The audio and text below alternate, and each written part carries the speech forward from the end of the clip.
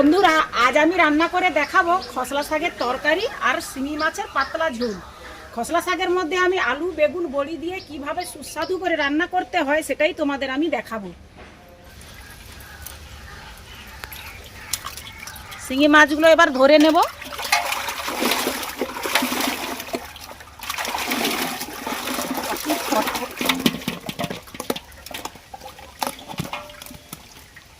মাছটা আমি হাঁড়ি থেকে ঢাকা দিয়ে তুলে নিয়েছি, একে তো হাত দেওয়া যাবে না।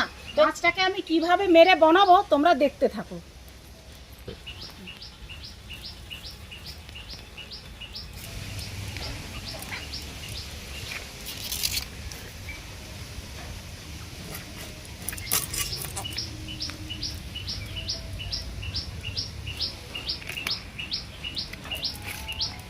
মাছগুলো আমার কাটা হয়ে গেছে, এবার মাছগুলোতে নুন হলুদ মাখিয়ে দেব।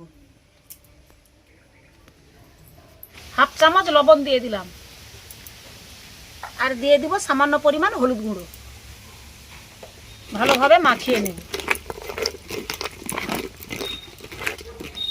শিঙি মাছের জন্য আমি আলু পেঁপে গাজর কেটে নিয়েছি, আর এই ধনে পানমৌরি জিরাকে একটু ভিজিয়ে রাখছি, বাটতে সুবিধা হবে। এইটা দিয়ে আমি শিঙি মাছ রান্না করব। আর এখানে আলু বেগুন বড়ি রেখেছি, এটা শাক রান্না করব। এবারে আমি শাকটা কেটে নিই।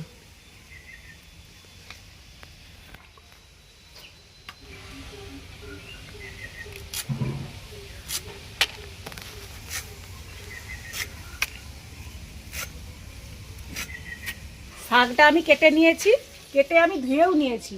এবারে আমি মশলা করে নেব।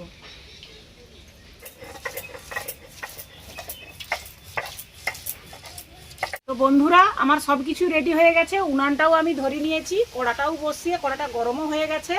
তো আমি এর মধ্যে দিয়ে দিব সরষের তেল। মাছটা আমি ভেজে নেব।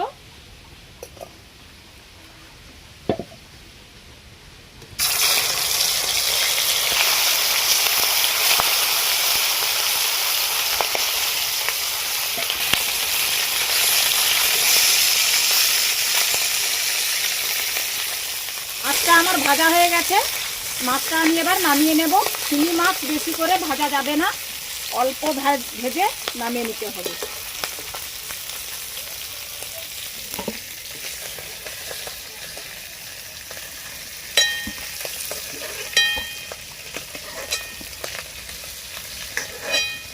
আবারও অল্প পরিমাণ তেল দিয়ে দিব। দিয়ে দিব 5 ফোড়ন আর 2টো তেজপাতা,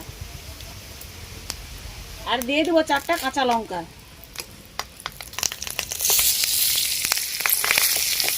এবারে দিয়ে দেবো আলু গাজর আর পেঁপে।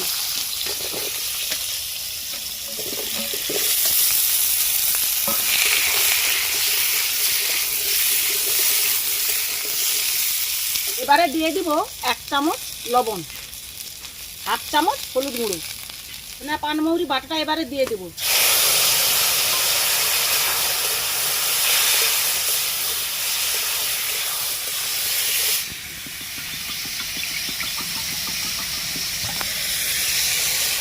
আলু পেঁপে সেদ্ধ হওয়ার জন্য পরিমাণ মতো জল দিয়ে দেব। আলু পেঁপেগুলো আমার 3 ভাগ সেদ্ধ হয়ে গেছে, আর 1 ভাগ বাকি আছে। আমি এবার মাছগুলো দিয়ে দেব।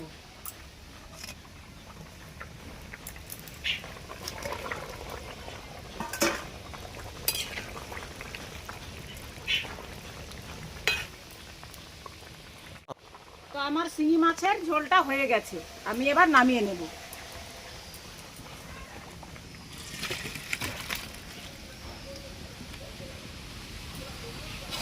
এবারে আমি শাকটা রান্না করে নেব। শাকের জন্য আমি প্রথমে বড়িটা ভেজে নেব।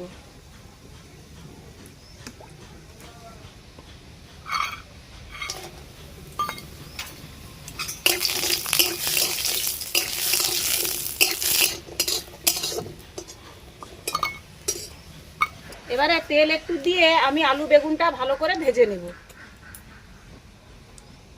প্রথমে আমি আলু দেব। আলুটা আমার ভাজা হয়ে গেছে, আমি এবার বেগুনটা দিয়ে দেব।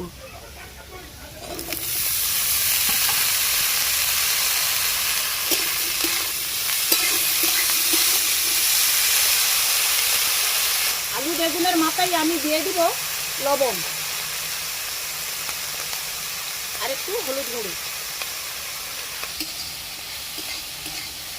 একটু ঢাকা দিয়ে দিয়ে ভেজে নেব।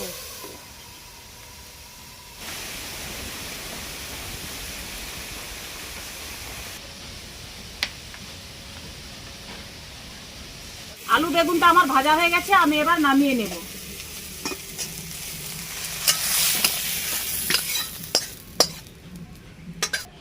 এবারে দিয়ে দিব সরষের তেল,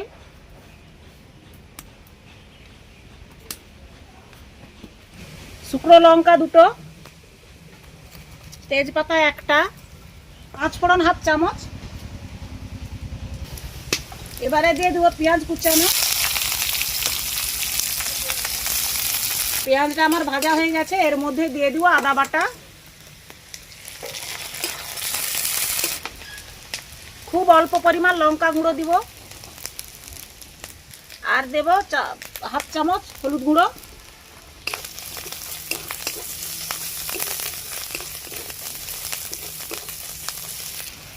সামান্য একটু জল দেব। ভেজে রাখা আলু বেগুনটা এবার এই মশলার মধ্যে দিয়ে দিব।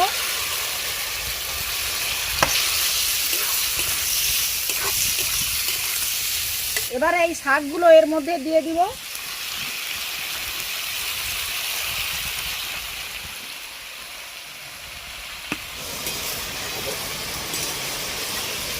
শাকটা আমার কষানো হয়ে গেছে, এবারে আমি দিব সরষে বাটা, সরষে আর জিরা।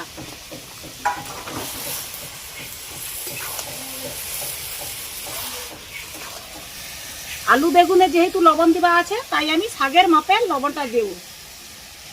শাকের মধ্যে কিন্তু আমি আর জল দেব না, এই লবণ দিতে কিন্তু অনেকটাই জল বেরিয়ে গেছে। আমরা এবার এটাকে ঢাকা দিয়ে দিয়ে সিদ্ধ করে নেব। শাকের তরকারি আমার হয়ে গেছে, আমি এবার শাকের তরকারিটা নামিয়ে নিচ্ছি।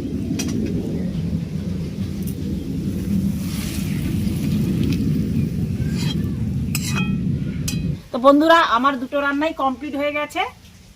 শিঙি মাছের পাতলা ঝোল একদম সিদ্ধভাবেই রান্না করেছি, কোনো লঙ্কা গুঁড়ি টুড়ি দেইনি, কিন্তু কাঁচা লঙ্কা দিয়ে সিদ্ধ ঝোল, আর খসলা শাকের চচ্চড়ি বড়ি টড়ি দিয়ে রান্না করেছি, ভালোই লাগবে। তবে বন্ধুরা, আমি আবারও আসছি অন্য কোনো রান্না নিয়ে।